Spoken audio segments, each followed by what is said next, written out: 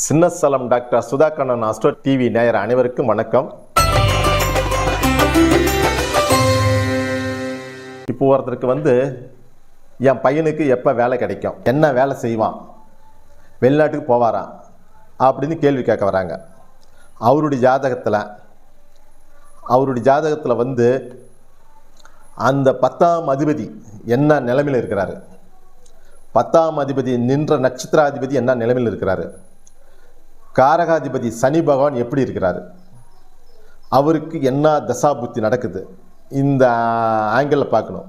இன்றைய கிரகங்கள் கோச்சாரங்கள் என்ன பொசிஷனில் இருக்குது, இது எல்லாம் பார்த்து அவருக்கு அரசு வேலையா, தனியார் வேலையா, இல்லை தனி பிஸ்னஸ் சொந்தமாக தொழில் பண்ணலாமா, இல்லை வெளிநாடு போகலாமா, வரும்போது இந்த கேள்வி தான். இந்த கேள்விக்கு அவங்க ஜாதகத்தில் எப்படி பொசிஷன் இருக்குது, இப்போ நான் சொன்ன இந்த 5 விஷயமும் எது எது அவங்களுக்கு வீக்காக இருக்குது, எது எது பலமாக இருக்குது, அவங்க கவர்மெண்ட் வேலை கிடைக்குமா, இல்லை தனியார் வேலை கிடைக்குமா, இல்லை சொந்த தொழில் செய்யலாமா, இல்லை பார்ட்னராக செய்யலாமா, இல்லை வெளிநாடு போகலாமா, இதை பார்த்து அவங்களுக்கு கரெக்டாக சொன்னேன்னா அந்த தொழில் இப்போ சனி பகவான் நல்லா ஸ்ட்ராங்காக இருக்கிறாரு, 10ஆம் அதிபதி ஸ்ட்ராங்காக இருக்கிறாரு, இல்லை 10ல் நின்ற கிரகம் தசாபுத்தி ஓடுது, இல்லை ஒரு புத்தி ஓடுது, இல்லை அந்தரம் ஓடுது, ஏதோ ஒன்று கரெக்டாக ஓடணும். அவங்க வரும்போது அந்த டைமில் நல்ல அமைப்பு இருந்ததுன்னா அவங்க தாராளமாக செய்யலாம், பயப்படே தேவையில்ல. பயந்துக்கிட்டு இருந்தாலும் நடக்காது.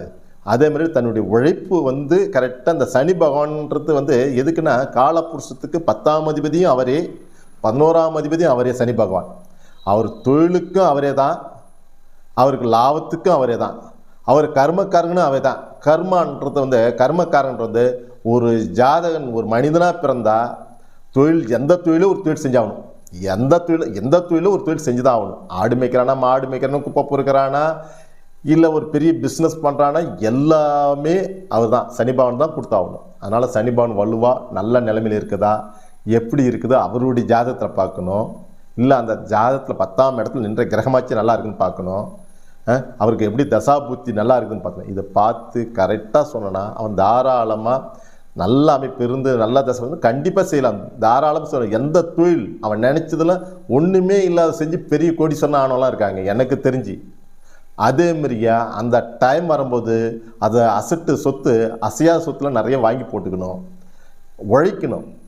ஏன்னா இந்த 12 கட்டத்தில் ஒருத்தருக்கு அப்படியே கஷ்டப்பட்டுட்டு தான் இருப்பாங்க, ஒருத்தர் பணக்காரங்க தான் இருப்பாங்களா அப்படிலாம் இல்லை. கீழே இருக்கிற மேலே போக, மேலே இருக்க கீழே வருவான்.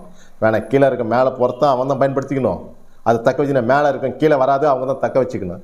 அந்த நேரத்தில் அஸ்ட்ராலஜி போய் பார்த்து எனக்கு எப்படி இருக்குது, இன்றைக்கி பொசிஷன் எப்படி இருக்குது, என்னுடைய ஜாதகத்தை என்ன சொல்லுது அப்படின்னு பார்த்து அவங்க முன்கூட்டியே எச்சரிக்கையாக இருந்துக்கணும். இப்போ எனக்கு மழை வர மாதிரி இருக்குது, நான் குடை எடுத்துகிட்டு போகலாமா போகக்கூடாதா, நான் 2 வீலர் போனால் நினைவேன், நான் காரில் போனால் நினைய மாட்டேன்.